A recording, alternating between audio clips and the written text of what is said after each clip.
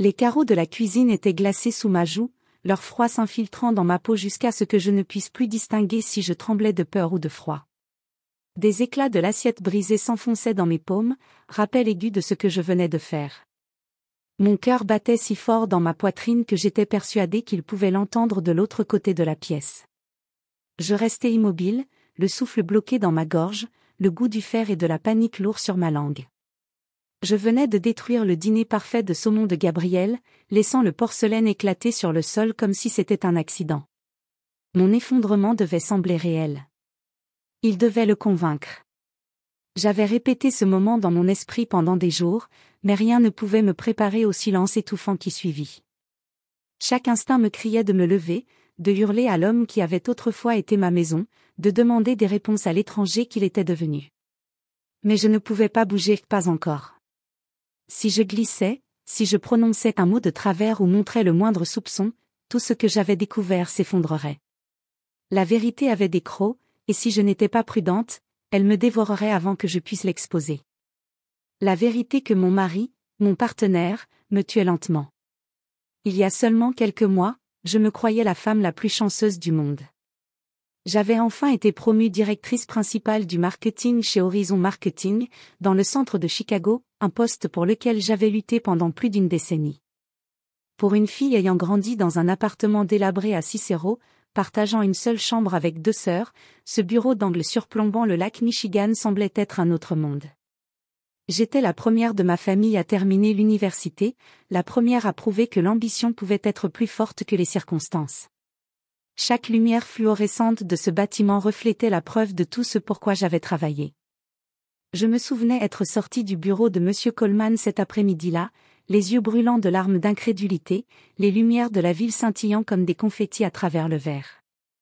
Je n'avais qu'une envie, le dire à Gabriel. J'ai composé son numéro dès que les portes de l'ascenseur se sont refermées. Nous l'avons fait, ai-je dit, la voix tremblante de bonheur. Pendant un instant, j'attendis qu'il crie de joie, qu'il célèbre avec moi comme avant, quand la vie était simple. Mais le silence s'étira, jusqu'à ce que sa voix parvienne enfin, plate, creuse. C'est incroyable, Savannah, murmura-t-il, les mots mécaniques, détachés, comme s'il félicitait un étranger. Je me persuadais que ce n'était que de la découragement par rapport à sa propre carrière au point mort. Il peinait depuis que l'agence pour laquelle il travaillait avait fermé, et je crus, naïvement, que mon succès pouvait devenir notre succès. Ce soir-là, il insista pour préparer le dîner, affirmant vouloir célébrer correctement. Il choisit du saumon, mon préféré, parfaitement saisi avec sa sauce aux herbes signature qui me faisait fondre autrefois. La cuisine embaumait le romarin et le citron, chaleur et familiarité, mais un parfum métallique flottait en arrière-plan, un avertissement que mes instincts pressentaient. Il souriait en versant le vin, ses yeux sombres impénétrables. Je levai mon verre, hésité, et dans ce bref instant, je sentis les contours de ma vie se fissurer. Nous étions serrés autour de notre petite table du Lincoln Park, le bourdonnement de la ville filtrant à peine par les fenêtres. Dehors, la skyline scintillait, les néons se reflétant sur le verre comme des fantômes agités. Le fracas des assiettes se mêlait au ronronnement du trafic et au doux bruissement du vent contre les rideaux. Pendant un bref moment, je me sentis invincible, comme si tout ce pourquoi j'avais lutté était enfin à ma portée. Gabriel souriait à l'autre bout de la table, son visage baigné dans la lumière ambrée de la suspension, et je me disais que c'était ça, le bonheur. Que l'homme devant moi était toujours celui qui m'apportait un café à l'aube et dansait avec moi pieds nus dans la cuisine quand le loyer était en retard. Mais peu après, le monde autour de moi se mit à vaciller. Mon estomac se noua tandis que la pièce tournait, les murs pulsant au rythme de mon cœur. Une vague vertigineuse me submergea, m'entraînant vers le bas. Ma vision se fragmenta, éclats de couleurs et de lumière. Les traits de Gabriel se brouillèrent, sa voix résonnait comme sous l'eau. « Ça va ?» demanda-t-il, tendant la main. Son toucher stabilisa mes épaules, mais la chaleur de ses paumes brûlait comme un avertissement. Je forçai un sourire, marmonnant quelque chose sur l'épuisement, accusant les nuits blanches et la caféine. Il inclina la tête, m'observant avec ses yeux sombres et impénétrables. « Tu forces trop, Savannah, dit-il doucement. Laisse-moi prendre soin de toi. J'avais cru que c'était de l'amour, son inquiétude, son insistance pour que je me repose, ses offres infinies de cuisiner et de gérer les choses pour que je puisse me concentrer. Je ne voyais pas le contrôle caché sous la gentillesse. Je ne me demandais pas pourquoi il restait si près de moi quand je mangeais, ni pourquoi il remplissait toujours mon verre avant que je m'en rende compte. Allongé sur le sol froid de la cuisine, les éclats de porcelaine mordant ma peau, je voyais tout sous un autre jour. Tout y était le schéma que j'avais ignoré. L'éclat subtil dans ses yeux lorsqu'il regardait chaque bouchée passer mes lèvres. La manière dont il inclinait la tête quand je lui parlais du travail, posant des questions qui pénétraient trop profondément, sondant des faiblesses dont je ne savais même pas que je les avais révélées. Sa curiosité avait cessé de ressembler à du soutien pour devenir une surveillance oppressante. Comment avais-je pu passer à côté ? C'était l'homme qui m'avait tenu pendant mes nuits blanches, lors de mes crises de panique à l'université, qui avait juré, les mains tremblantes, que nous étions incassables. J'avais mémorisé son rythme cardiaque, fait confiance à ses silences, construit ma vie autour de l'idée de « nous ». Mais la vérité avait toujours mijoté derrière ses yeux familiers. Le vertige était devenu mon compagnon constant, s'insinuant comme un brouillard qui refusait de se dissiper. Chaque soir, après l'un de ses repas soigneusement préparés, il revenait, lent, étouffant et cruel. Au début, j'avais mis ça sur le compte de la fatigue. La campagne de Carvey Enterprises avait consommé chaque heure de ma vie éveillée, le plus gros contrat jamais poursuivi par Horizon Marketing. 15 millions de dollars. Un accord qui pouvait cimenter mon nom dans l'histoire de l'entreprise ou le détruire. Je me suis entièrement plongé dans ce travail, analysant chaque statistique, disséquant tous les aspects de la présence de la marque Carvey, créant des présentations qui vivaient ou mouraient selon une seule phrase. Je me disais que mes maux de tête venaient de la lumière bleue, que la fatigue était le prix de l'ambition, que le succès avait toujours un coût. Je vivais de café, d'adrénaline et de la conviction que mon corps pouvait tenir le coup. Je me trompais. Les nuits se confondaient avec les matins. Mes carnets se remplissaient de croquis de concepts de campagne et de notes à moitié illisibles griffonnés dans des tremblements que je ne comprenais pas. Mon reflet dans le miroir de la salle de bain devenait plus pâle chaque semaine, mes mains autrefois stables tremblaient en boutonnant ma chemise. Pourtant, je me convainquais que ce n'était que le stress, jusqu'au moment où je remarquai que ma nausée suivait toujours le dîner. Toujours après que Gabriel ait cuisiné. Toujours après ce même sourire doux, cette même attention tendre qui ressemblait désormais à une performance. Ce n'était pas de l'amour qui emplissait sa voix quand il me disait de me reposer. C'était le triomphe. Silencieux, patient, triomphe. Gabriel avait toujours été pour moi un ancrage dans un monde qui tournait trop vite. Il écoutait avec des yeux attentifs pendant que je parlais sans fin de stratégie de campagne, d'objectifs trimestriels et de métriques de marque que personne d'autre ne voulait entendre. Il hochait la tête pensivement, debout près du fourneau, la vapeur formant un halo autour de son visage tandis qu'un parfum alléchant mijotait derrière lui. Ses questions venaient avec douceur, comme s'il était vraiment curieux. Quel est ton argument pour cette présentation ? Ou, comment comptes-tu présenter le pitch cette fois ? Et à chaque fois, je confondais cela avec de la fierté, de l'intérêt, de l'amour. Je croyais qu'il était investi en moi, en nous. Je me trompais. Les symptômes ont commencé doucement, de petits moments faciles à ignorer. Un léger vertige quand je me levais trop vite. Un mal de tête pulsant derrière les yeux comme un second battement de cœur. Mais en quelques semaines, le vertige s'intensifia, déchirant mon équilibre, déformant ma perception jusqu'à ce que même les murs du bureau semblent onduler. Au 2e mois, je ne pouvais plus prétendre que c'était sans conséquence. Ce n'était pas de la fatigue, c'était du sabotage enveloppé dans une chaleur domestique. Ma concentration, autrefois parfaite, se fissurait. Je m'asseyais en réunion, cherchant des noms que j'avais répétés des centaines de fois, regardant les visages de mes collègues se fondre dans une brume étrangère. Lors d'une répétition importante pour un pitch, mon esprit s'est complètement vidé. Les diapositives sur l'écran semblaient écrites dans une langue étrangère, chaque phrase soigneusement préparée s'évaporant avant d'atteindre mes lèvres. Mes collègues s'échangeaient des regards inquiets, silencieux. Je sentais leurs doutes peser dans l'air autour de moi, dense et étouffant. Nova, mon assistante, à peine 23 ans, vive et infatigable, commença à rester près de mon bureau. Elle était douce, attentive, toujours prête à aider, et elle remarquait les fissures que j'essayais de dissimuler. « Tu te surmènes, Savannah », me dit-elle un après-midi, après que j'eus bafouillé lors d'un appel client que j'avais moi-même programmé. Son ton était doux, mais l'inquiétude transparaissait. Elle tenta de me tendre une bouteille d'eau, ses doigts tremblants. Je la remerciai d'un sourire faible, rejetant ses attentions avec les excuses que j'avais répétées, longues heures, trop de caféine, délais imminents. Mais ses yeux trahissaient son scepticisme. Ce soir-là, en rentrant, la voix de Gabriel me salua depuis la cuisine, chaude et apaisante, comme la première note d'une chanson familière. Il posa devant moi une assiette de saumon, l'odeur du citron et de l'aneth s'élevant comme un réconfort. « Tu dois ralentir », murmura-t-il en repoussant une mèche de cheveux de mon visage.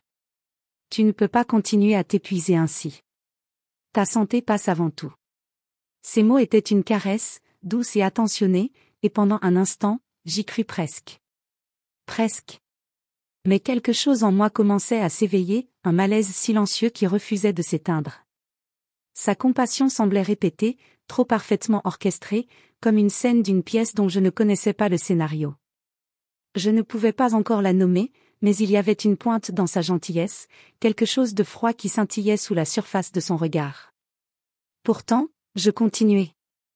Monsieur Coleman avait placé sa confiance en moi, m'offrant une chance que personne d'autre n'aurait osé. Le compte Carvey Enterprises n'était pas juste un projet, c'était mon terrain de preuve. Le succès signifiait légitimité, sécurité, validation, tout ce que je recherchais depuis l'enfance. L'échec n'était pas une option, peu importe combien la pièce tournait ou combien mon corps réclamait du repos. Finalement, je cédai et pris rendez-vous avec le docteur Patel, le même médecin qui m'avait soigné pour les genoux écorchés et les éruptions nerveuses de mon adolescence. Son cabinet sentait légèrement l'antiseptique et la menthe poivrée, ce mélange rassurant qui m'accompagnait depuis l'âge de 12 ans. Assise sur la table d'examen, les jambes balançant comme celles d'un enfant, il parcourut mon dossier avec un froncement de sourcils. « Tu as perdu du poids », dit-il doucement. « Tu dors un peu ?» Je ris nerveusement, lui racontant mon nouveau poste, mes longues nuits, la pression incessante. Il écouta, hochant la tête, puis fit les examens habituels.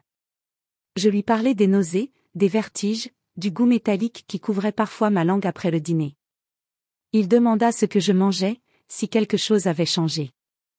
J'hésitai une fraction de seconde avant de mentionner les repas préparés par Gabriel, sa nouvelle obsession à vouloir me détendre en cuisinant chaque plat. Le docteur Patel ne dit pas grand-chose alors. Juste un léger murmure et un rappel à boire plus d'eau, à me reposer quand je le pouvais. Mais je surpris quelque chose dans son expression, une inquiétude qu'il essayait de cacher derrière un calme clinique. En quittant son cabinet, le vent d'automne me fouetta le visage, et une pensée que je ne pouvais chasser me traversa, et si le problème n'était pas moi du tout? Le cabinet du docteur Patel était un havre de calme niché dans le chaos de la ville, petit mais rassurant par sa familiarité. Les murs étaient couverts d'affiches motivantes qui avaient vieilli, vantant le bien-être et la persévérance, les coins légèrement recourbés par le temps. L'odeur d'antiseptique flottait sous un léger parfum de lavande provenant d'un vieux diffuseur sur une étagère. Je m'assis sur la feuille de papier froissée de la table d'examen, tordant mes doigts jusqu'à ce que mes articulations me fassent mal. Ma gorge était nouée, les mots griffonnant pour s'échapper. C'est toujours après le dîner, murmurai-je enfin, à peine audible. Environ une demi-heure plus tard, tout bascule. Ma tête tourne, mes pensées se brouillent, et j'ai l'impression de me regarder de loin. La confession tomba, lourde et fragile. Le stylo du docteur Patel glissait sur son carnet, le seul bruit dans la pièce le grattement doux de l'encre. Elle ne leva pas immédiatement les yeux, mais lorsqu'elle le fit, ses pupilles se plissèrent légèrement, trahissant une inquiétude silencieuse. Des nouveaux aliments? Des compléments? Des changements de traitement? Demanda-t-elle. Je secouai la tête. Non, rien de nouveau. Gabriel cuisine ces derniers temps, il dit qu'il veut que je mange plus sainement. Surtout du poisson, des légumes grillés, des smoothies. Il essaie de prendre soin de moi. J'essayai de donner un ton léger à mes mots, mais quelque chose dans son regard se fit plus aigu, comme si elle avait perçu le tremblement sous mes phrases. Elle posa son stylo et croisa les mains. Depuis combien de temps est-il entre deux emplois? La question me transperça comme une aiguille froide. Je clignai des yeux, prise au dépourvu. Quelques mois, murmurai-je. Pourquoi? Le docteur Patel ne répondit pas tout de suite. Elle se contenta de hocher la tête, l'expression réfléchie mais prudente, et me tendit un petit carnet. Commencez à tout noter. Tout ce que vous mangez, chaque symptôme, chaque heure de la journée. Ne laissez aucun détail de côté, dit-elle doucement.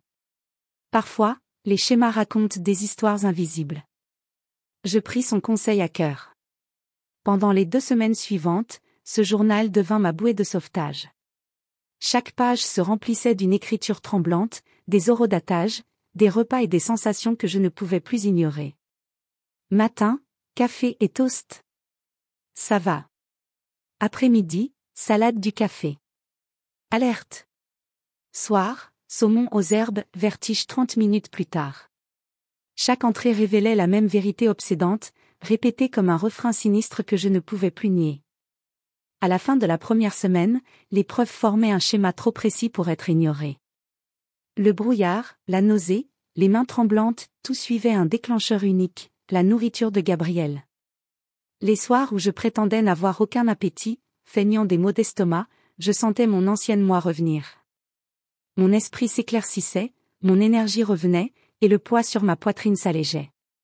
La différence était terrifiante dans sa clarté. Je commençais à expérimenter, testant les limites de ma peur comme une scientifique en quête de preuves. Tandis que Gabriel fredonnait près du fourneau, je faisais semblant de manger, laissant la nourriture traîner au bord de mon assiette.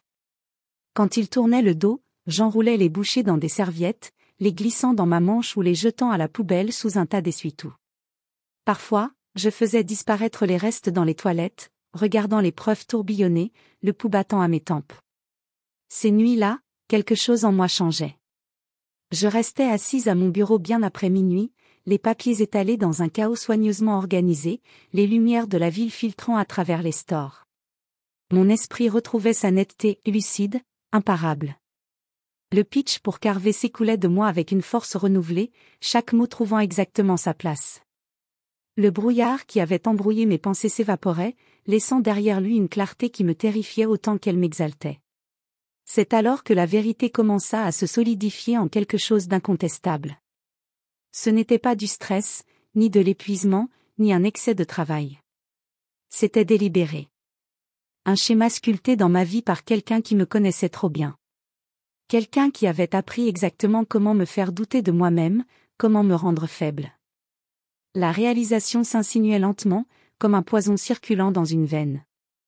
L'homme qui traçait autrefois des constellations sur mes épaules, qui murmurait des promesses dans mes cheveux, qui jurait autrefois qu'il ne laisserait jamais rien me blesser, c'était lui qui tenait la cuillère. Gabriel commença à remarquer les changements avant que je sois prête à les affronter moi-même. Ses commentaires débutaient comme des observations anodines, celles qui paraissent inoffensives au premier abord. « Tu n'as pas beaucoup mangé ce soir », disait-il, sa voix calme mais avec un sous-texte que je ne parvenais pas à identifier. Puis, peu à peu, son ton se durcit, une inquiétude polie devenant quelque chose de plus froid, plus précis. « Tu t'amincis, Savannah. » Les mots frappaient avec une accusation silencieuse, comme si j'avais déçu, comme si mon appétit réduit était une offense personnelle. Son regard s'attardait trop longtemps, me disséquant morceau par morceau à travers la table du dîner. Ce qui passait autrefois pour de l'affection commença à ressembler à de la surveillance. Son attention n'était pas tendre, elle était calculée, exacte, comme un scientifique étudiant un sujet pour ses résultats. Chaque repas devenait une performance, un jeu de faux-semblants où ma sécurité dépendait de l'inclinaison de ma fourchette et du timing de mes sourires. J'appris à mâcher lentement, à feindre la satisfaction, à laisser juste assez de nourriture dans mon assiette pour paraître pleine mais sans éveiller de soupçons. Mon pouls s'accélérait chaque soir, le cliquetis des couverts sur la porcelaine résonnant comme une horloge qui compte les secondes. Une nuit, alors que la lumière de la cuisine baignait l'air d'un doré miel, je le surpris à m'observer encore de cette manière, trop immobile, trop concentré. Je déplaçai un morceau de poulet dans mon assiette, laissant le silence s'étirer. Sa mâchoire se crispa, un muscle tressaillant sous l'os de la joue. Quelque chose ne va pas avec la nourriture ? Les mots étaient rapides, tranchants, fendant l'air avant que je puisse répondre. Son ton ne portait aucune chaleur, seulement la plus légère nuance d'avertissement. Ma peau frissonna d'inquiétude. Je forçai un rire tremblant, feignant l'indifférence. Non, je n'ai juste pas très faim, murmurai-je, la voix à peine stable. Il se pencha lentement en arrière, ses yeux me scrutant comme un détecteur de mensonges. L'espace entre nous rétrécit, épais de tension. Je sentais qu'il cherchait quelque chose, un signe de défi, un éclat de vérité que j'avais laissé échapper par accident. Je souris à travers la terreur, priant pour que mon expression tienne. À ce moment-là, je n'avais plus besoin de confirmation. Le journal avait déjà tout révélé. Chaque page criait le même verdict silencieux, sa nourriture était le déclencheur. Ses dîners étaient le poison. Qu'il s'agisse de produits chimiques ou de quelque chose de plus subtil, je ne savais pas, mais je savais qu'il en était la source. La seule pensée suffisait à tordre mon estomac. La peur était devenue une chose vivante en moi, enroulée sous mes côtes, vibrant comme un second battement de cœur. Chaque instant près de lui semblait scénarisé, chaque mot que je prononçais soigneusement pesé. Je répétais mes mensonges comme je pratiquais autrefois mes présentations, voix stable, respiration maîtrisée, regard jamais détourné. Le moindre faux pas pouvait signifier la découverte, et être découvert revenait à mourir. Je n'arrêtais pas de repenser à l'homme que je croyais connaître, celui qui avait autrefois marché à mes côtés sous la neige scintillante de Chicago, le souffle court et riant en poursuivant les flocons dans les rues désertes. L'homme qui avait porté des boîtes de pizza jusqu'au 4e étage après minuit, plaisantant sur sa pauvreté mais heureux. Celui qui promettait, avec une conviction absolue, que nous affronterions tout ensemble. Cet homme avait disparu, remplacé par un étranger portant son visage. Plus je prenais conscience de sa tromperie, plus sa présence devenait dangereuse. Ses questions sur mon travail prenaient une intensité nouvelle. « Où est le fichier final du budget ?» demanda-t-il un soir, son ton trop détendu pour être sincère. « Tu conserves encore des copies hors ligne ?» Ces paroles glissaient sous la surface de la conversation, leur signification était assez tranchante pour faire saigner. J'essayais de rire, évoquant une politique de l'entreprise, mais ses yeux ne quittaient jamais les miens. Il y avait dans sa curiosité une fin qui n'avait rien à voir avec l'argent ou l'ambition, c'était une question de contrôle. Au dîner, ses gestes devenaient prédateurs, délibérés. Il rôdait près de moi, trop proche, sa chaise raclant doucement le sol lorsqu'il s'inclinait pour verser mon vin ou ajuster ma serviette. L'air autour de lui semblait lourd, comme un piège prêt à se refermer. Je sentais son attention tourner autour de moi comme un loup scrute un cerf blessé, patient et certain de sa victoire. Chaque nuit se terminait de la même façon, moi enfermé dans la salle de bain sous prétexte de prendre une douche, tremblant en silence devant le miroir, murmurant à mon reflet que je n'étais pas folle. Mais au fond de moi, je savais, le poison n'était plus seulement dans la nourriture. Il était dans l'air, dans les murs, dans les souvenirs. Il était en lui. J'avais besoin de preuves, quelque chose de concret, indéniable, que l'on ne pourrait pas transformer en paranoïa ou attribuer au stress. Le journal ne suffisait pas, il me fallait quelque chose que je pourrais tenir à la lumière et dire, voilà. C'est ce qu'il a fait.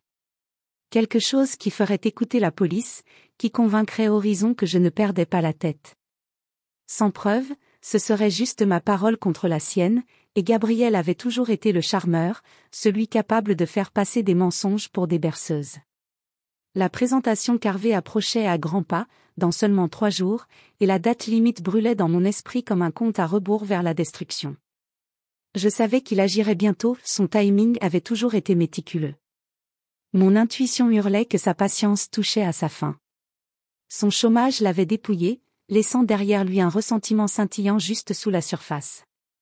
Je le voyais dans la tension de sa mâchoire chaque fois que je parlais travail, dans la blancheur de ses jointures autour de sa tasse de café quand je mentionnais un nouveau succès client.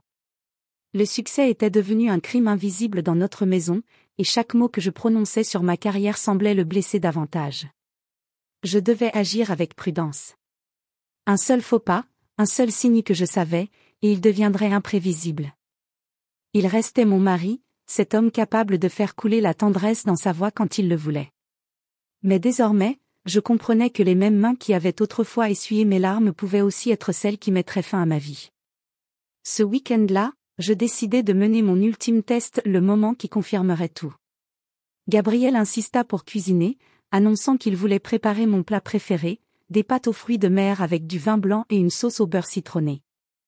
L'odeur emplit la cuisine, riche et nostalgique, éveillant des souvenirs de jours meilleurs. Je me forçai à sourire, l'estomac noué, en prenant place à table.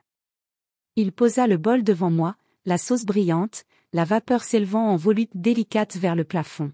« Tu travailles trop encore », dit-il d'un ton doux, bien que ses yeux ne reflétaient aucune chaleur. « Tu mérites quelque chose de bon. » Je levai ma fourchette avec des mains tremblantes, priant pour qu'il ne voie pas mes gestes trahir la peur. J'avalai chaque bouchée, goûtant plus que de la nourriture, je goûtais la lente destruction qu'il m'infligeait depuis des mois. Je complimentais la saveur, louais la texture, laissais échapper un rire comme si tout allait bien. Il fallait qu'il reste calme, confiant. Exactement 37 minutes plus tard, le monde se mit à tourner. Le vertige me frappa comme une vague contre les rochers, brutal et désorientant. Mon pouls résonnait dans mes oreilles, mes membres devenaient de pierre. Les bords de ma vision se troublaient, les couleurs se mêlant les unes aux autres comme si l'air lui-même s'épaississait. J'étais prête cette fois. Caché dans la poche de mon gilet, un petit enregistreur tournait discrètement, captant chaque mot indistinct, chaque respiration irrégulière. Je crois que je dois m'allonger, balbutiai-je, les mots à peine articulés. Ma langue semblait lourde, mes pensées éparpillées comme des éclats de verre sur le sol. L'expression de Gabriel changea instantanément, préoccupée, tendre, parfaitement étudiée. Il posa une main sur mon dos, me guidant doucement vers le canapé. « Tout va bien, ma chérie », murmura-t-il. Son toucher était précautionneux, précis, presque révérencieux. Alors que la pièce vacillait et s'assombrissait, je l'entendis, le léger grincement de la porte de mon bureau. Mon estomac se contracta. Le bourdonnement familier de mon ordinateur retentit, son bruit de démarrage tranchant le silence comme une lame. Mon cœur battait à tout rompre sous la brume. Il me croyait inconsciente, comme toutes les autres nuits, sans défense, tandis qu'il fouillait mes fichiers. À travers le brouillard, j'entendis le froissement de papier, le cliquetis discret des touches. Il était dans mon système, fouillant, copiant, peut-être cherchant quelque chose à utiliser contre moi. Je ne le voyais pas, mais je sentais sa présence, la précision de ses gestes. Je restai parfaitement immobile, forçant ma respiration à demeurer lente et régulière. Mon corps me trahissait, lourd et engourdi, mais mon esprit s'accrochait à une seule pensée, c'est le moment. Chaque seconde qui passait se resserrait autour de moi comme un nœud coulant, mais je ne bougeais pas. Je laissai l'enregistreur tourner, capturant les sons, le clic de ma souris, le raclement d'une chaise, le murmure étouffé de sa voix lorsqu'il marmonnait entre ses dents. Il se croyait intouchable. Il pensait que je ne saurais jamais. Lorsqu'il revint enfin, écartant une mèche de mes cheveux de mon front, je sentis la bile me monter à la gorge. « Tu devrais dormir ici ce soir », souffla-t-il en déposant un baiser sur ma tête. « Je vais ranger. » Ces mots sonnaient comme de la tendresse, mais tout ce que j'entendis, c'était de la préméditation. Derrière mes yeux fermés, la vérité pulsait, indéniable et vivante, l'homme que j'aimais était mon empoisonneur, et maintenant, j'avais enfin le début d'une preuve. Le lundi s'écoulait comme un compte à rebours qui battait dans mes veines. L'air lui-même semblait plus lourd, chargé d'angoisse, chaque seconde me rapprochant de la confrontation que je ne pouvais plus repousser. La présentation avait lieu dans 2 jours, et si Gabriel m'avait drogué pour saboter mon travail, ce soir serait sa dernière chance. Je me répétais de respirer, de rester concentré, mais même mon reflet dans le miroir du bureau me semblait étranger, pâle, aux yeux creusés, déterminé. Je passai la majeure partie de la journée aux toilettes, murmurant mon plan à mon reflet jusqu'à ce que mes nerfs se calment. Mon téléphone vibrait avec des rappels, des messages de Nova demandant si j'allais bien, mais je ne pouvais pas risquer d'expliquer. Chaque pièce devait s'emboîter parfaitement. Si je trébuchais, ne serait-ce qu'une fois, Gabriel le sentirait. Il avait cette capacité étrange à me lire, à prédire mes réactions avant même que je les aie. Quand je pris la route pour rentrer, le ciel était d'un gris meurtri, les nuages lourds s'écrasant sur la ligne d'horizon de la ville. La maison semblait paisible de l'extérieur, une lumière chaleureuse s'échappant des fenêtres, une scène de calme domestique, mais je savais mieux. Dans cette cuisine se trouvait l'homme qui souriait en m'empoisonnant. Je me garai un peu plus loin dans la rue, serrant le volant, forçant mon cœur à ralentir. Puis je sortis, lissant mes cheveux, pratiquant un sourire qui n'atteignait pas mes yeux. La porte s'ouvrit sur le bruit d'un couteau frappant rythmiquement la planche à découper. L'odeur de romarin et de citron emplissait l'air. Gabriel se tenait au comptoir, manches retroussées, gestes contrôlés et élégants, comme un chef préparant un festin pour quelqu'un qu'il aimait. « Tu rentres tôt ?» dit-il en levant les yeux avec un sourire qui n'atteignait jamais ses yeux. « Journée difficile ?» Juste épuisé, murmurai-je, me tenant le ventre comme si j'avais la nausée. Ma voix me semblait lointaine, répétée, comme celle d'une actrice récitant ses répliques dans une pièce pouvant finir en tragédie. Il inclina la tête, l'inquiétude parfaitement sculptée sur son visage. « Tu en fais trop encore. Assieds-toi. Je vais finir. » La découpe reprit, régulière comme un métronome, tandis que je glissais ma main dans ma poche, sentant le froissement du petit sac plastique que j'avais caché plus tôt. Mon téléphone était déjà pressé contre ma poitrine sous ma blouse, son enregistreur capturant silencieusement chaque son. La table était magnifiquement dressée, bougies allumées, vin versé, serviettes pliées en triangle parfait. La minutie de tout cela me retournait l'estomac. Lorsque Gabriel apporta l'assiette, je sentis un léger tremblement dans mes mains. Il le remarqua. « Tu es sûr que ça va ?» demanda-t-il doucement, mais son ton portait une pointe, quelque chose de prédateur sous la surface. « Juste fatigué ?» répondis-je en forçant un rire faible. Le saumon brillait sous les herbes, l'arôme chaud et familier.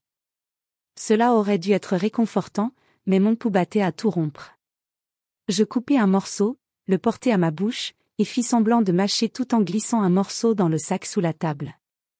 Ma gorge se serrait, le cœur battant à chaque mouvement. Il me surveillait de près. « Tu manges à peine ?» dit-il après une pause, la voix se raidissant. « Tu as besoin de force pour cette grande présentation. » Ces mots étaient mielleux, mais j'entendais l'acier qui se cachait dessous. Je hochai la tête, faisant semblant d'avaler.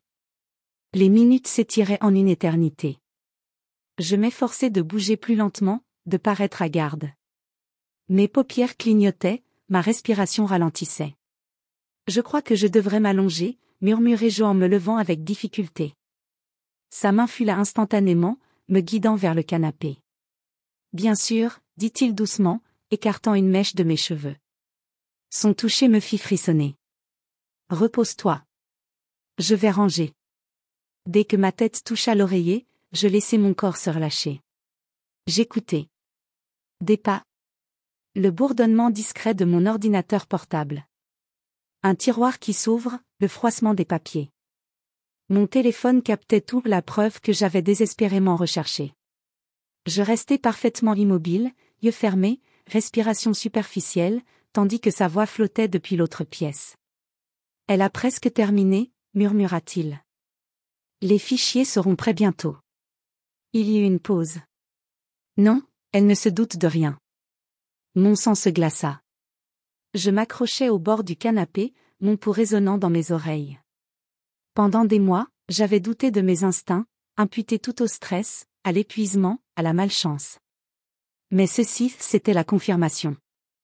L'homme que j'aimais avait détruit ma vie morceau par morceau, souriant à chaque mensonge. Lorsque j'ouvris enfin les yeux, la pièce tournait sous l'effet de l'adrénaline. Je n'étais plus brisée, j'étais prête. Et Gabriel n'avait aucune idée que le piège s'était déjà refermé sur lui. Lorsqu'il saisit son verre de vin, le faisant tourner lentement avant d'en boire une gorgée, mon pouls battait si fort que je le sentais dans ma gorge. Chaque bruit dans la pièce, le raclement des couverts, le léger sifflement des bougies, le tic-tac de l'horloge au-dessus de la cheminée semblait amplifié, comme si la maison elle-même retenait son souffle. Il se tourna pour attraper une serviette, et pendant une seconde fugitive, je l'observai sous la lumière dorée de la cuisine. Il semblait calme, presque serein, fredonnant doucement comme si nous étions un couple ordinaire partageant une soirée paisible. Mais je savais mieux. Sous ce sourire facile se cachait un monstre portant la peau de l'homme que j'aimais. Il se tourna vers moi, ses yeux passant sur mon assiette à moitié vide. « Tu ne manges pas beaucoup » dit-il légèrement, mais j'entendais la tension enroulée sous ses mots. Je me forçai à sourire, les lèvres sèches. « Je savoure juste » réussis-je à murmurer, forçant l'air dans mes poumons. C'est parfait, comme toujours. Le compliment flottait entre nous, fragile et mince comme du verre. Son sourire s'élargit, trop parfait, trop calculé. Content de l'entendre, murmura-t-il, posant sa fourchette avec une grâce délibérée. Pendant un instant, j'eus l'impression qu'il pouvait lire mes pensées, qu'il savait que je jouais la comédie. Tous mes instincts criaient de fuir, mais mon corps resta immobile, prisonnier de cette mascarade mortelle. Il continuait de m'observer, son regard lourd, comme s'il attendait que je flanche. Je me concentrai sur le maintien de mes mains, coupant le saumon en morceaux réguliers, faisant semblant de mâcher, glissant des bouchées dans le petit sac plastique caché dans ma manche dès que son attention se détournait. Mes paumes étaient moites de sueur. Une seule erreur et tout s'effondrerait. Après ce qui sembla une éternité, le repas se termina. J'avais réussi à dissimuler la plupart des aliments sans qu'ils s'en aperçoivent. Je repoussai mon assiette et me levai, faisant semblant de m'étirer.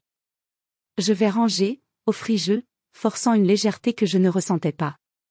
Les sourcils de Gabriel se haussèrent de surprise, mais il hocha la tête, me regardant porter les plats à l'évier. Mes mains tremblaient alors que je jetais la nourriture empoisonnée dans le broyeur, le grondement masquant le bruit de mes respirations rapides et irrégulières.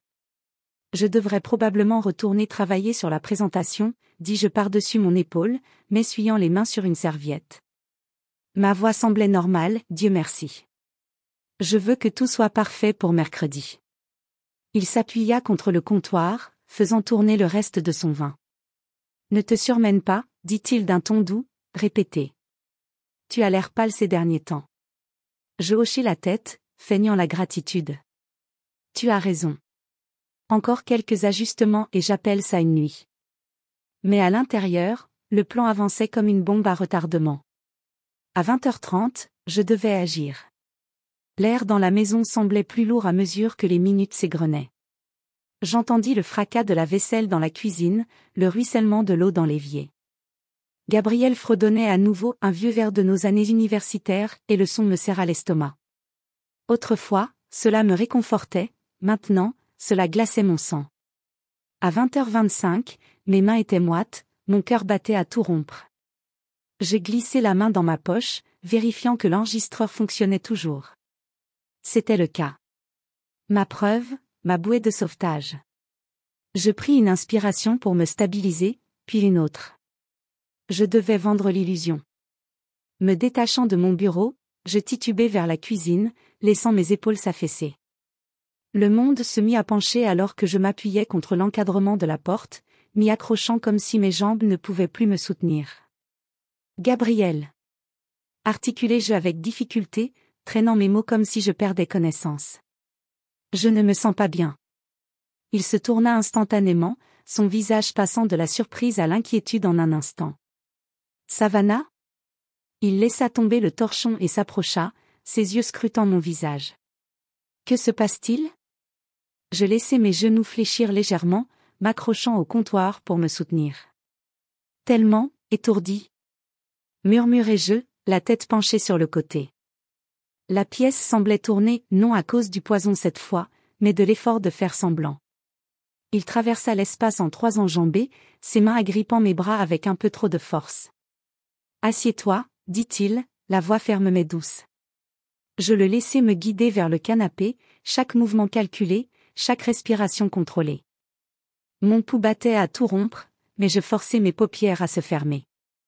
Je vais te chercher de l'eau, murmura-t-il en s'éloignant. J'entendis le bruit d'un verre rempli, puis le léger grincement des planches du sol lorsqu'il se dirigea vers mon bureau, le même chemin qu'il avait pris auparavant, croyant que j'étais inconsciente. Je restai parfaitement immobile, respirant lentement, le téléphone dans ma blouse capturant chaque son. Mon cœur ne battait plus simplement, il martelait comme un tambour de survie.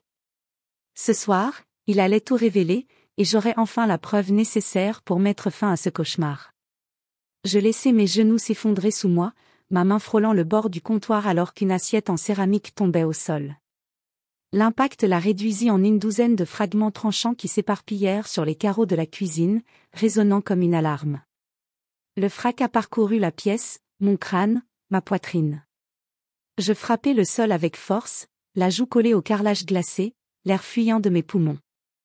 Je forçai mon corps à rester immobile, chaque muscle hurlant de réagir, de fuir, de crier.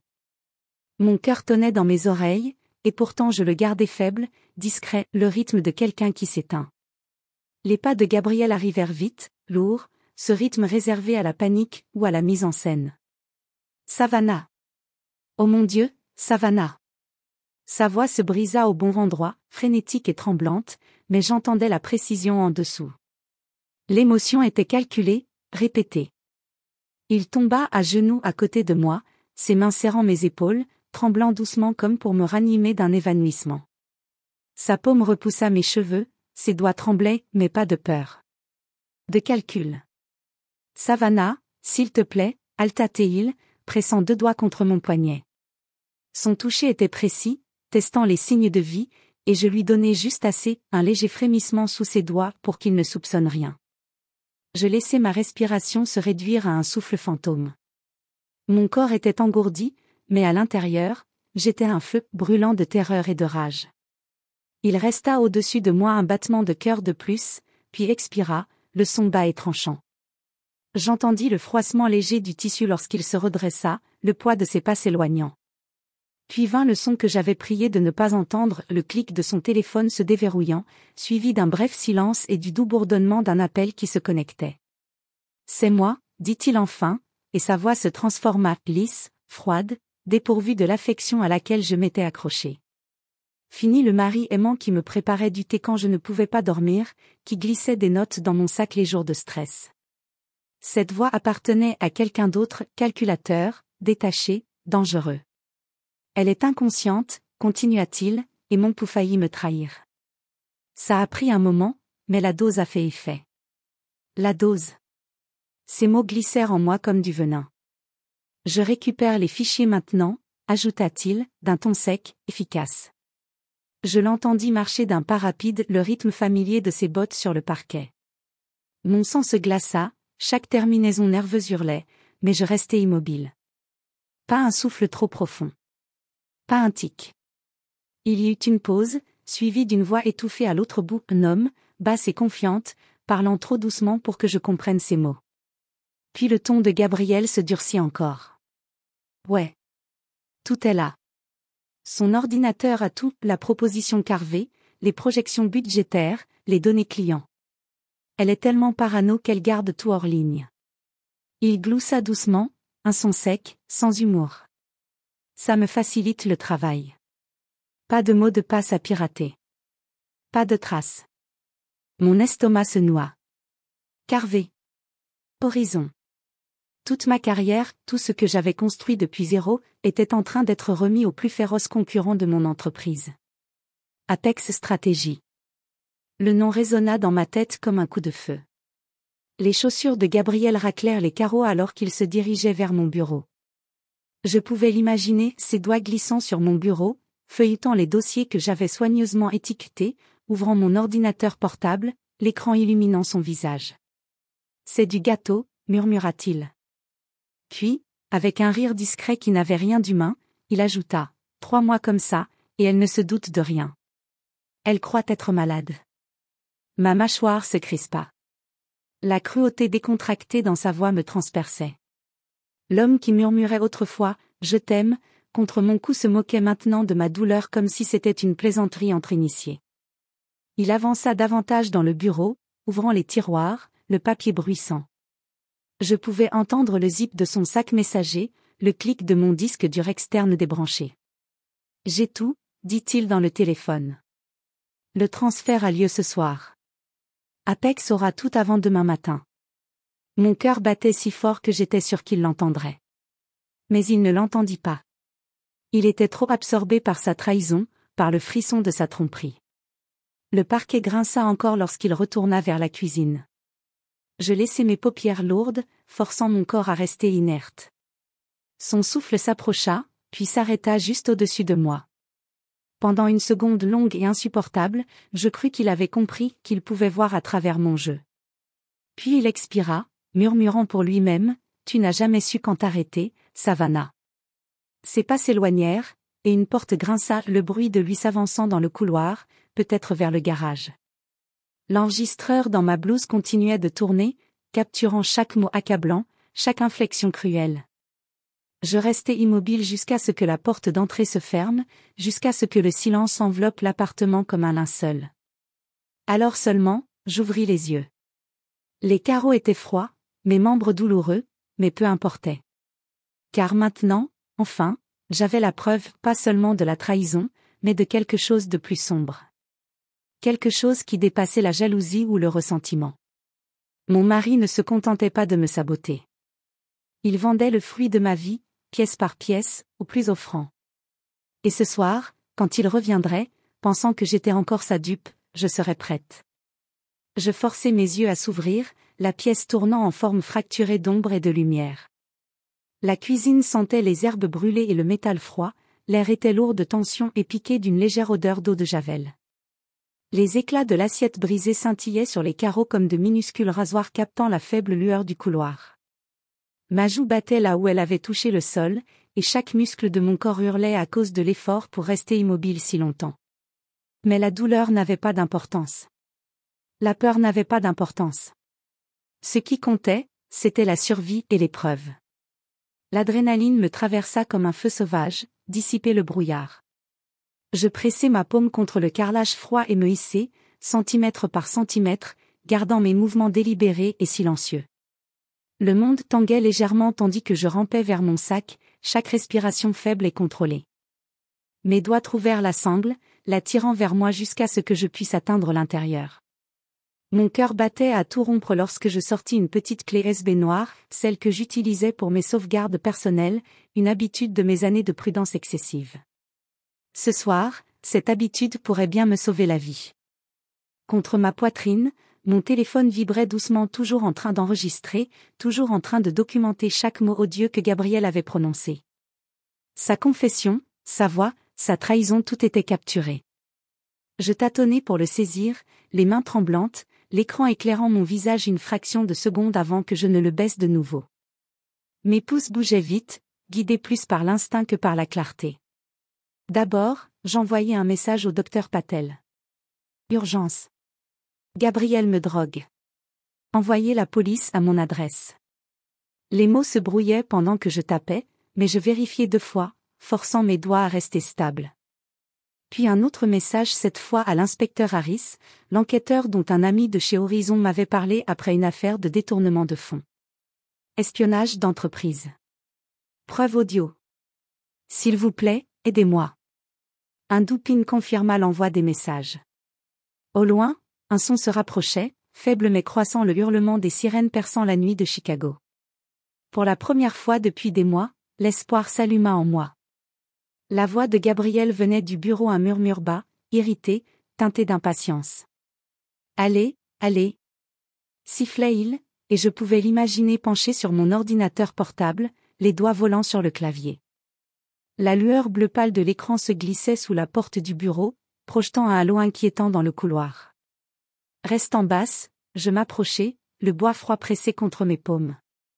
Mon pouls battait à tout rompre, mais je le contrôlais, me rappelant que chaque seconde comptait. Arrivé à l'encadrement de la porte, je me penchai juste assez pour voir à l'intérieur. Mon souffle se coupa. Sur mon bureau, un petit flacon en verre à moitié rempli d'un liquide clair et visqueux, sans étiquette, sans marque. Il captait la lumière de l'écran, scintillant comme un cristal liquide. À côté, son téléphone vibrait avec des notifications, dont une clignota avant de disparaître, paiement confirmé $50 000. Il arpentait maintenant, marmonnant pour lui-même. Liste des clients saisis, transfert en cours, disait-il à quelqu'un resté en ligne. Son ton était tout à fait sec, efficace, sans cœur. La clé USB branchée à mon ordinateur clignotait d'une faible lumière rouge alors que les fichiers se copiaient, campagne Carvé, budget marketing, proposition d'acquisition client. Tout ce que j'avais mis des mois à construire. Le fruit de ma vie réduit à des données, vendues au prix de la trahison. Mes mains tremblaient violemment alors que je levai mon téléphone, passant en mode vidéo. À travers l'étroite fente de la porte, je capturai tout l'ordinateur illuminé, la barre de progression, le flacon, son visage éclairé par la lueur pâle de l'écran. L'homme en qui j'avais autrefois eu confiance semblait presque méconnaissable, yeux froids, mâchoire serrée, sourire de satisfaction silencieuse. Je reculai légèrement, le téléphone tremblant dans ma main. Un nouveau son s'ajouta à la scène, les sirènes, de plus en plus proches, s'élevant en un chœur qui emplissait la nuit. Pendant un battement de cœur, je crus presque que c'était fini. Puis Gabriel se figea. Sa tête se tourna vers la fenêtre. « Qu'est-ce que » murmura-t-il, tirant le rideau sur le côté. La couleur s'évanouit de son visage lorsque les lumières rouges et bleues se reflétèrent sur la vitre. « Non, non, non. » Sa voix se brisa, la panique remplaçant la maîtrise. Il se retourna brusquement vers le bureau, arrachant la clé USB de mon ordinateur portable et la glissant dans sa poche. Même accroupi, je pouvais lire le calcul dans ses yeux, le désarroi désespéré d'un homme réalisant que son plan venait de s'effondrer. Je me tournai pour ramper vers la cuisine, cherchant à disparaître de sa vue, à donner l'impression de m'être effondré à nouveau. Mais le destin me trahit, mon pied heurta un éclat de l'assiette brisée, qui se fendit sous mon poids avec un craquement aigu et distinct. Le bruit résonna dans le silence qui suivit comme un coup de tonnerre. Gabriel tourna la tête vers le bruit, les yeux plissés, la mâchoire crispée. « Savannah ?» Sa voix était basse, maintenant dangereuse. La voix d'un prédateur acculé. Mon souffle se bloqua. Mon cœur battait à tout rompre. L'écho lointain des sirènes s'intensifiait, se rapprochant. Mais je savais dans ce moment suspendu, tranchant comme une lame que, avant que la police n'atteigne la porte, il n'y aurait plus que lui et moi. Et un seul de nous deux s'en sortirait. « Savannah !» La voix de Gabriel perça l'air, aiguë et scrutatrice, le son d'un homme dont les mensonges commençaient à se délier. Je pouvais entendre le tremblement sous sa colère, la panique qu'il s'efforçait de cacher. Ses pas résonnaient plus près, lourds et irréguliers sur le carrelage. Je me jetai derrière l'îlot de la cuisine, pressant ma main sur ma bouche pour étouffer le souffle irrégulier. Mon pouls martelait mes côtes comme un cri de guerre. « Savannah, où es-tu » cria-t-il encore, la voix brisée par une peur presque perceptible. Les lumières extérieures peignaient les murs de flashs rouges et bleus, des ombres dansantes qui s'intensifiaient à chaque seconde. Les pneus crissaient, des portes de voitures claquaient, et des voix lointaines donnaient des ordres. Gabriel jura, un son guttural et brut, puis pivota sur lui-même et fonça vers le bureau. Les planches du sol craquaient sous son poids, un bruit que j'avais appris à redouter.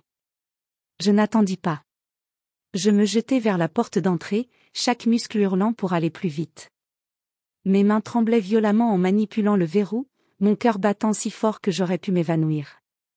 Enfin, il céda, et la porte s'ouvrit juste au moment où le détective Harris apparaissait sur le porche, son badge reflétant les éclairs des gyrophares. Un soulagement me submergea comme une vague. Il est dans le bureau, haletai-je, à peine capable de parler. L'ordinateur, la clé USB, le flacon de drogue, tout est là. Harris n'hésita pas. Il fit signe à son équipe, et un essaim d'officiers déferla devant moi, leurs cris se mêlant au chaos à l'intérieur. Je dévalai les marches avant, m'effondrant sur l'herbe humide tandis que l'air froid de la nuit frappait mon visage.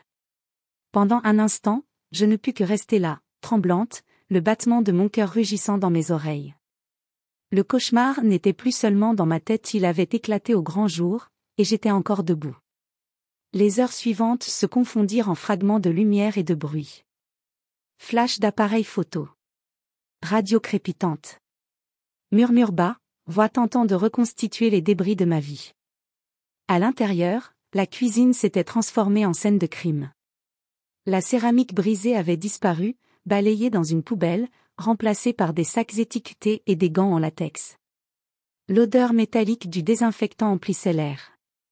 Le détective Harris était assis en face de moi à ma propre table, son carnet ouvert, expression impassible. « Nous avons testé le liquide », dit-il en hochant la tête vers le sac scellé contenant le petit flacon qui avait failli me détruire. C'est un sédatif contrôlé à action lente, mais dangereux lorsqu'il est utilisé de manière répétée. Mélangé à de la nourriture ou à des boissons, il provoque désorientation, fatigue, confusion. Une exposition prolongée aurait pu endommager vos organes de façon permanente. Ces mots me frappèrent comme de l'acide. Je fixai ce minuscule flacon, cette arme anodine qui avait aspiré des mois de ma force, m'avait fait douter de ma santé mentale, m'avait fait croire que j'étais simplement malade. Mes doigts s'enfoncèrent dans le bord de la table comme pour m'ancrer à quelque chose de réel. Nous avons aussi retracé les paiements, continua Harris. $5 000 transférés chaque mois par Juan Thomas, vice-président chez Apex Strategy. Le dernier paiement, $50 000, confirmé aujourd'hui. C'était le prix pour les données de votre campagne. Pour votre confiance. Je ne pus parler. Ma gorge brûlait. Mon mariage, tout ce que j'avais construit n'avait été pour lui qu'un contrat. Gabriel avait échangé ma carrière, ma santé, ma paix, contre une poignée de zéro. Le bruit de pas attira mon regard vers l'entrée. Docteur Patel entra silencieusement, sa présence ancrant le chaos autour de moi. Son visage calme et sa posture professionnelle étaient une bouée à laquelle je ne réalisais pas m'accrocher. Elle s'agenouilla à mes côtés, prit mon pouls, posa son stéthoscope contre ma poitrine. « Votre cœur bat vite », murmura-t-elle, sa voix tremblant légèrement. « Vous êtes en sécurité maintenant, Savannah. Mais ça ne disparaîtra pas du jour au lendemain. Accordez-vous du temps. Vous avez survécu à quelque chose de vil. » Des larmes brûlaient au coin de mes yeux, mais je les écartai d'un battement de paupières. « Il m'a fait croire que je perdais la raison », murmurai-je. Il m'a fait croire que j'étais brisée. La main de Dr Patel se resserra doucement autour de la mienne. Il voulait contrôler. Mais ce soir, vous l'avez repris. À travers la large fenêtre de devant, je l'ai vu mener Gabriel menotter. Sa posture autrefois confiante s'était effondrée en quelque chose de petit, pitoyable. Son visage était pâle, sa mâchoire crispée, ses yeux furetaient avant de se fixer sur les miens. Un instant, le temps s'arrêta. Il me regardait non pas avec remords, ni avec amour mais avec le choc d'un homme réalisant que le jeu était terminé. Je ne bronchai pas. Je soutins son regard jusqu'à ce qu'il le pousse à l'arrière du véhicule de police, sa voix étouffée par le claquement de la portière. Les lumières rouges et bleues peignirent son visage une dernière fois avant que la voiture ne s'éloigne. La maison retrouva son silence, à l'exception du bourdonnement du réfrigérateur et des murmures lointains des officiers terminant leur travail. Les sacs de preuves étaient alignés sur mon plan de travail comme de sinistres trophées de trahison. Je restais là, enveloppé dans une couverture que m'avait donnée un des ambulanciers, tandis que l'aube commençait à percer à travers les stores. Chaque fissure dans les murs, chaque ombre, semblait différente maintenant hantée par ce qui s'était passé, mais ne m'appartenant plus. Pour la première fois depuis des mois, je respirais sans peur. L'air avait un goût pur. Le poids sur ma poitrine s'allégea, ne serait-ce qu'un peu. La voix de Gabriel résonnait encore faiblement dans ma tête, mais elle n'avait plus aucun pouvoir. Il avait tout pris mais pas tout. Pas moi. Il articulait un « je suis désolé », mais les mots étaient vides, fins et sans poids, la dernière tentative lâche d'un homme pour réécrire la vérité. Ses yeux clignaient avec la même fausse sincérité qui m'avait trompé pendant des années, mais maintenant je pouvais voir la pourriture sous le charme. Cette excuse n'était pas pour moi, elle était pour lui-même, un effort pathétique pour adoucir sa chute. Je l'ai regardé l'emmener, les menottes mordant ses poignets, et compris qu'il ne m'avait jamais aimé, seulement envié. Il avait méprisé chaque étape que j'avais franchie, chaque distinction qui m'élevait tandis que ses propres ambitions s'effondraient en poussière. Sa trahison n'était pas née de désespoir seul, c'était un ressentiment venimeux, une haine lente qu'il avait déguisée en affection. Cette nuit-là, le silence dans ma maison semblait immense, presque sacré. L'odeur des produits de nettoyage persistait après l'inspection de la police, et le léger bourdonnement du réfrigérateur était le seul son qui me reliait au présent. Mon bureau, autrefois champ de bataille de la tromperie, était désormais mon sanctuaire. Je verrouillai la porte, glissai sur ma chaise et allumai mon ordinateur portable. La lueur familière baignait la pièce d'une lumière douce. C'était à nouveau le mien, chaque frappe, chaque fichier, chaque idée. La machine qui avait autrefois conservé la preuve de sa trahison pulsait désormais au rythme de ma propre renaissance. Je reconstruisis la présentation depuis le début. Diapositive après diapositive, j'y injectai de nouvelles idées, des visuels plus précis, des données renforcées. Chaque mot devint une arme, chaque design une déclaration que rien ne m'avait brisée. Je cryptai tout avec de nouvelles couches de protection, mots de passe impossibles à deviner, pare-feu sur pare-feu. Gabriel pouvait pourrir derrière les barreaux et jamais toucher à mon travail. Il ne s'agissait plus seulement de la campagne, il s'agissait de reprendre ce qu'il avait tenté de voler, mon génie, ma voix, mon estime de moi. À l'aube, l'épuisement me tiraillait, mais ma détermination brillait encore plus fort. La ville s'éveillait, le soleil perçait à travers les stores comme une promesse silencieuse. Je m'habillai avec précision, costume charbon, chemise blanche, rouge à lèvres rouges. Mon reflet me renvoyait le regard non pas de la femme fragile qui s'était effondrée sur le sol de la cuisine il y a quelques jours, mais de quelqu'un renaissant dans la défiance. Je conduisis jusqu'à Carvé Enterprises avec un calme qui me surprit, mes mains fermes sur le volant. La salle de réunion scintillait de verres polis et de tension. Monsieur Coleman se leva à mon entrée, me saluant d'un hochement de tête ferme. La persévérance de Savannah est extraordinaire, dit-il, fierté perceptible dans sa voix. La salle bourdonnait de murmures, fragments de l'affaire d'espionnage, chuchotements sur la trahison, spéculations sur ma survie.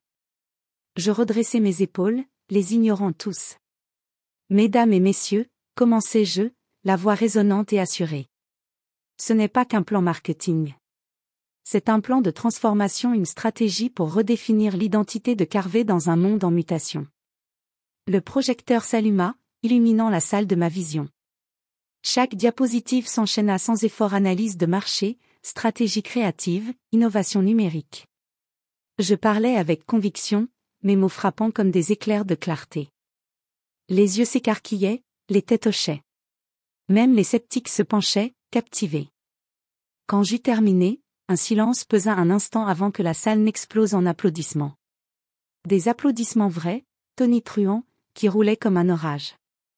Le PDG se pencha en avant, un rare sourire sur le visage. Mademoiselle Thompson, dit-il, la voix pleine d'admiration, c'est extraordinaire. Quand pouvons-nous commencer? Immédiatement, répondis-je, un léger sourire effleurant mes lèvres. L'avenir n'attendra pas.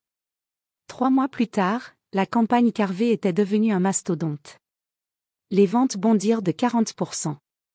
Les médias la qualifièrent de révolutionnaire. Les concurrents se précipitaient pour rattraper leur retard.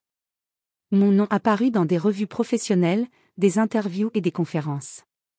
Le succès de Carvé était étudié dans les écoles de commerce, et je fus promue vice-présidente du marketing stratégique la plus jeune de l'histoire de l'entreprise. Parallèlement, la justice suivait son cours. Gabriel reçut 5 ans pour violences domestiques, fraude et espionnage. Sa confiance arrogante s'évapora au tribunal, remplacée par le regard vide d'un homme réalisant que l'empire qu'il avait voulu voler s'était effondré. Apex Stratégie implosa sous l'enquête fédérale, client retiré, investisseur parti, et Juan Thomas fut arrêté, sa carrière anéantie. Observer leur chute n'apporta pas de joie, mais un sentiment de clôture. Ils avaient misé sur l'intégrité et tout perdu. Le docteur Patel est resté à mes côtés après tout cela, une force stable me rappelant que la guérison n'est pas linéaire. Elle m'a mise en contact avec une thérapeute qui m'a appris à respirer à nouveau, à faire confiance à mes propres instincts, à arrêter de m'excuser pour ma force. Petit à petit, j'ai repris les morceaux de moi-même que Gabriel avait tenté d'effacer. Aujourd'hui, lorsque je me tiens dans mon nouveau bureau, au-dessus de la skyline de Chicago, je peux voir la ville scintiller comme un champ d'étoiles sous la nuit. Les murs de verre reflètent non pas une survivante, mais une femme qui a reconstruit à partir des ruines et a créé quelque chose de lumineux. La douleur persiste encore par petites touches, un éclat de doute quand quelqu'un offre sa gentillesse, un frisson de peur dans les moments calmes, mais elle ne me définit plus. J'ai appris que briser ne signifie pas vaincu. Je m'approche de la fenêtre, les lumières de la ville peignant mon reflet en or. Quelque part loin en bas, le trafic bourdonne comme un battement de cœur, vivant et constant. Je pose ma main contre le verre froid et murmure à la femme qui me regarde, « Tu y es arrivée. » Et pour la première fois depuis longtemps, j'y crois vraiment. Gabriel a essayé de me briser, mais au contraire, il m'a reforgé en quelque chose d'inébranlable.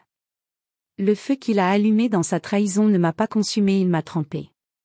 Chaque cicatrice, chaque nuit blanche, chaque murmure de doute est devenu de l'acier dans ma colonne vertébrale.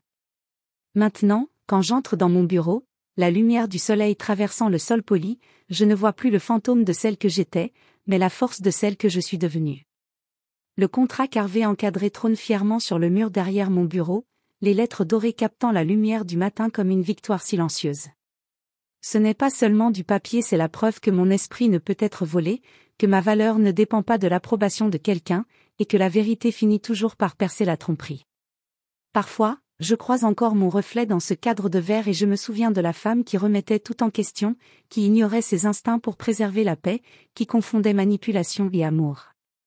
Elle est partie. À sa place se tient une femme qui a appris à reconstruire à partir des cendres, qui n'a plus besoin de s'excuser pour son éclat ni d'adoucir ses angles pour le confort des autres. Ce contrat encadré me rappelle que la résilience ne naît pas dans le confort, elle se forge dans le chaos, s'aiguise à la trahison et se polit dans la survie. Dans les mois qui ont suivi l'arrestation de Gabriel, j'ai dû répondre à plus de questions que je n'avais jamais imaginées. Les journalistes demandaient des déclarations. Les collègues chuchotaient dans les couloirs. Certains me regardaient avec pitié, d'autres avec admiration, quelques-uns avec envie. J'ai appris à porter tout cela avec grâce, à laisser la curiosité glisser sur moi comme la pluie. Je n'étais pas seulement une victime d'espionnage industriel, j'étais la femme qui transformait le désastre en triomphe. La campagne Carvé continuait de s'envoler, établissant de nouvelles normes dans l'industrie. Mon équipe grandissait sous ma direction, et pour la première fois, j'ai ressenti la joie tranquille de savoir que j'avais bâti quelque chose d'inébranlable pas seulement pour l'entreprise, mais pour moi-même. En dehors du travail, j'ai commencé à faire du bénévolat pour des organisations soutenant les femmes se remettant de violences émotionnelles et de manipulations financières. Chaque histoire que j'entendais me rappelait que survivre n'est pas un instant, c'est mille choix de continuer lorsque tout semble plus facile à abandonner. Je parlais lors de conférences, non pas comme cadre marketing, mais comme voix pour celles que la peur avait réduites au silence. Mon histoire n'était pas une question de vengeance ou de victoire, c'était une question de reprendre le pouvoir, une vérité à la fois. À la maison, mes nuits sont maintenant paisibles. J'allume des bougies, laisse la musique remplir l'air et m'assois sous le contrat encadré avec une tasse de thé, regardant les lumières de la ville scintiller au-delà de ma fenêtre. La skyline ne me domine plus, elle fait partie de moi. Chicago bourdonne d'énergie, une symphonie de résilience qui reflète la mienne. Ce son me rappelle qu'après les nuits les plus sombres, le matin finit toujours par arriver. Alors, merci d'avoir écouté, d'avoir été à mes côtés à travers chaque tournant, chaque révélation, chaque moment de peur et de rédemption. Partager cela avec vous signifie plus que je ne saurais l'exprimer. Si mon histoire a résonné, si elle vous a fait réfléchir ou reconnaître un fragment de votre propre lutte, appuyez sur le bouton « like » et abonnez-vous. Cela me garde ancré, donne un sens à la douleur que j'ai traversée, et nourrit ma volonté de continuer à raconter des histoires qui comptent. Des histoires de survie, de courage, de transformation. Car, au final, nous essayons tous de retrouver notre chemin vers nous-mêmes. Et parfois, il suffit du courage de dire la vérité.